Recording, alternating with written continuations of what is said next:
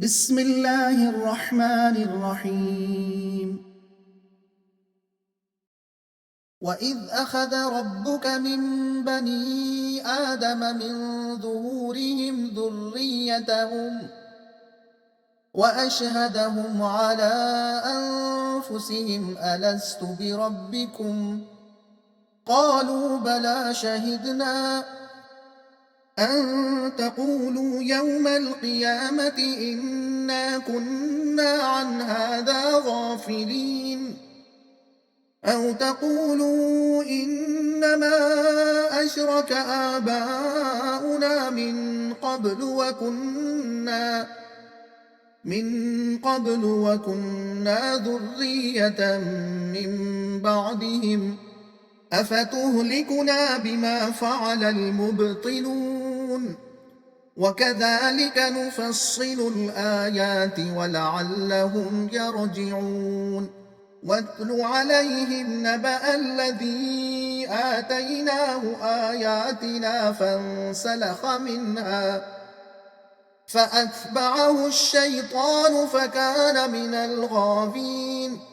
ولو شئنا لرفعناه بها ولكنه أخلد إلى الأرض واتبع هواه فمثله كمثل الكلب إن تحمل عليه يلهث أو تتركه يلهث ذلك مثل القوم الذين كذبوا بآياتنا فاقصص القصص لعلهم يتفكرون. ساء مثلا القوم الذين كذبوا بآياتنا وأنفسهم كانوا يظلمون. من يهد الله فهو المهتدي ومن يضلل فأولئك هم الخاسرون.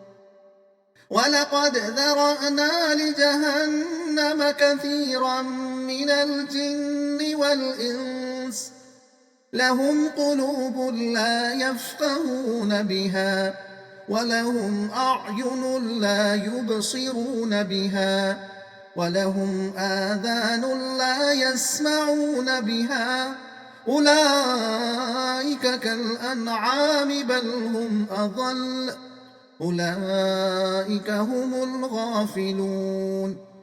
ولله الأسماء الحسنى فادعوه بها وذروا الذين يلحدون في أسمائه سيجزون ما كانوا يعملون. وممن خلقنا أمة يهدون بالحق وبه يعدلون. मज़मून अल्लाह की उलूहियत व रुबूबियत का एहसास इंसानी फितरत में रखा गया है। अक्ल भी इसको तस्लीम करती है, इसकी याद दहानी भी की जाती है। मतलब ए नबी सल्लल्लाहु अलैहि वसल्लम, लोगों को याद दिलाओ कि रोज़े अज़ल में अल्लाह ताला ने आदम अलैहिस्सलाम की पुश्त से उनकी सारी नस्ल को निकाला और उनसे पूछा कि क्या मैं तुम्हारा रब नहीं हूँ? तो सबों ने इकरार किया कि ज़रूर आप ही हमारे रब हैं। और ये वादा उनसे इसलिए लिया गया था कि वो क़यामत में ये न कहें कि हमें इसकी खबर नहीं थी। इंसानी फितरत खुद इसको तस्लीम करती है और इसकी याद दहानी वही के ज़रिए से की जा रही है। फिर भी जो लोग नाफरमानी करते हैं वो ख्वाहिशात नफ्स से मग़लूब हैं। ये जानवरों की तरह हैं, बल्कि इनसे भी ज़्यादा गए गुज़रे। अपनी गुमराही का अंजाम ये खुद देख लेंगे।